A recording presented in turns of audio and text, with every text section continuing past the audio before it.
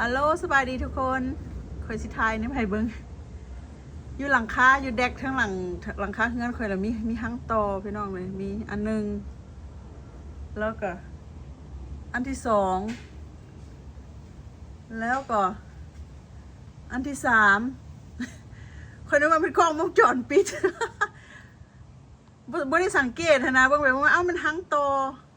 หั่งนิ่มหั่งแตนคอยก็บ่ฮู้เด้อันที่หนึ่งเนาะอันที่สองนี่โอ๊ยอันที่สามนี่สร้างเป็นเลี้ยนแถวไส้ไล่คอยนึกว่าเป็นกล้องวงจรปิดพอบ้านมาตั้งบ่หรือว่าจังได๋สินะคอยเข้าใจแบบนั้นว่าเบิ่งแล้วเป็นหั่งตอ เออแปลกประหลาดนี่นะ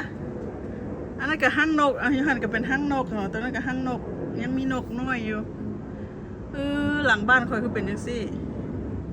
เด้หลังบ้านแม่บ้านมันเป็นแบบนี้เด้อันนั้นก็หมักแตงหมักหยังอยู่หั่นผักมีซีซ้อมก็เต็มหมักเกรปหรือหมักองุ่นคอยก็กำลังเป็นหมักน้อยพี่น้องอันนั้นจะเป็นอันคอยหวานผักกาดใหม่อันนั้นนะผักกาดอ่อนผักกาดละอ่อนสั้นดอกหว่า